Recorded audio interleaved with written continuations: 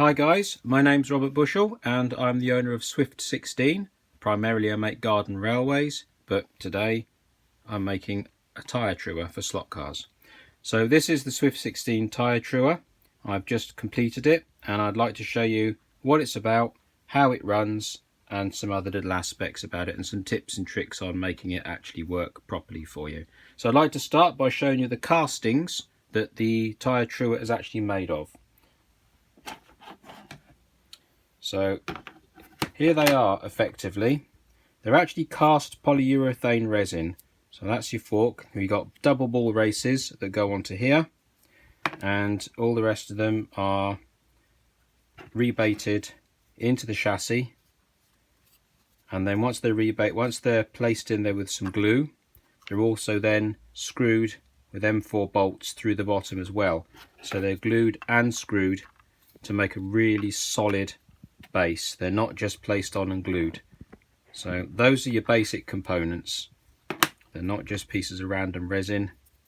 They're properly cast, good and strong. So here we have the actual tyre truer. We have an LCD electronic speed controller, brass fork, adjustable in height, and inside there's actually a metal thread, so it's metal on metal, not metal on resin. Nice tidy springs. In the kit you'll get a sanding bar, two pieces of sanding paper that's pre-glued or pre-double-sided tape. This one's 120 grit, this one's 320 grit. You can obviously use whatever you want, it doesn't matter, it's only double-sided tape on the back, so whatever. You get an Allen key, you get a drive band and a brass pulley for your axle. On the actual truer itself, we've got a 550 sized motor, which is a 5-pole motor, so it's slower revving than a 540 and it's stronger than a 540, so it's actually a 550 motor.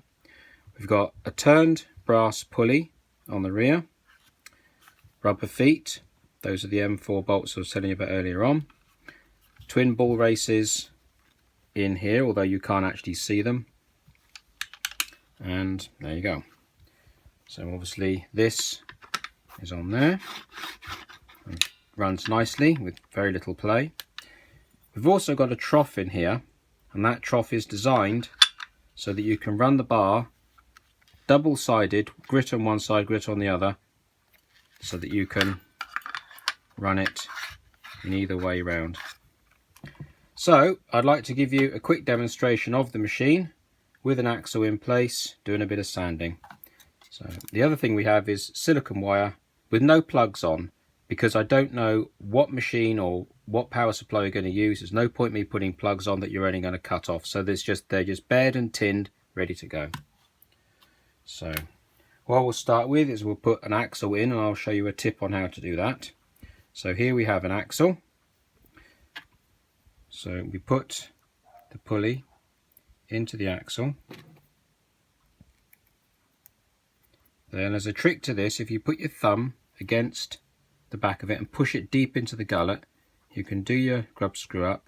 And don't go mad on doing it up, just a little nip. If you do it too tight, it'll start twisting and it'll run badly in the machine. So just a little bit of a nip, not to stress it too much. And then what I've also got, hang on, just 2 seconds, you might want to put a spacer between the pulley and the fork eventually. So what I've got here is just an aluminium spacer. It's just a 3mm. It could be anything. It could be an M3 bolt, a couple of M3 washers. I've just found this little spacer from previously. So pop him on there, bearing back on, and the wheel back on. So the trick to getting this in the truer, super easy. Put the belt over the pulley, put it reasonably tight like that, and get the loop like that. Then put the whole thing through the front, locate the axle in the fork, bearings either way, and then I have this piece of effectively bent wire. No idea where it came from, I just got it. So what you can do is you can then go in there and you can hook it up and then pull the hook over the pulley and pop it in. It really is that simple, and you're good to go. That's it. So what I highly advise to do is, once it's in the machine, put a little tiny spot of oil on the bearings, not too much, don't need to go mad, because the band does exert a reasonable amount of force on the bearings, so a little bit of oil will help. So in a classic Blue Peter style, this is your sandpaper and block, but here's one I've done earlier. It's very, very important to get the sandpaper right in the middle of this bar, because if you don't, the sandpaper will run on these runners and wear away your machine, because it is only resin. It's very, very strong, but it's not going to take a bit of 120 grit paper rubbing up and down it. It won't like you for that. So there you go. Anyway, so he goes on there, and then we plug in our power supply, so to speak, and there we are. So increase the power, and there we are, it's running. What I would advise is to do one tire at a time, and for those that like to customize, you might like to put a pin in here, just drill a small hole with a small piece of wire coming up and point to this knob. Then you can make a little mark, and you can use that mark as a reference to your height. Now obviously this machine is built to an absolute price, so there's only so many things I can do with features, so unfortunately something's got to give. But you know, modelers, we can cope with that, so we can do something extra. So anyway, here we go. So what I do is I do half, lower him down till he just touches there, and we can see that the tyre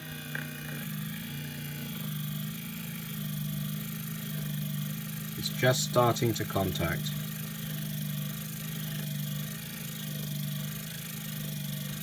We could be here for quite some time, and I don't have all week, so you'll have to take my word for it. We'll eventually sand it. So when it does, so if you had your little pin here, you could put a dot on there and say, well, down to that point is where I was. So then when you turn the axle around, you can do the same. So you could undo there.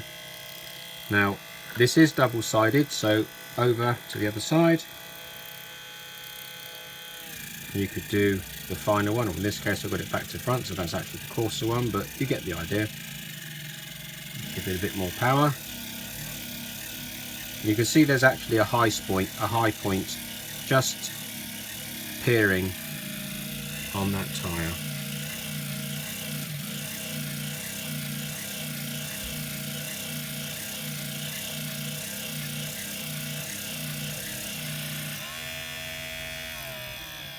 Another thing to take note of is that this isn't the speed or the voltage or anything. This number here, 18 in this case, is a percentage of your available power. Now the speed controller is able to take 30 volts at 12 amps. The motor is only a 12 volt motor, but as you know, with truing tyres we don't use high speeds, it's not necessary, so the 12 volt motor is more than enough. If you run the motor at full speed, it'll be way too fast for your truer. So this is a percentage of your battery, so 18% of the 12 volts available in this case. And there you go. So obviously assuming that your tyre is done and you're happy, there you are. So to get the belt off, it's really simple. Get your finger, put it in there underneath the belt, push the belt like that, and just roll the belt off the motor pulley, and out it comes, and there you are. So I don't know if you can see that on camera, but it's just started to catch. I'll literally only be doing it for a few seconds, so that's nowhere near long enough to do the job properly, but you get the idea. So there we are. I hope that helps some people understand the machine and shows you some intricacies of the way it works, and hope to see an order from you soon. Thank you very much indeed.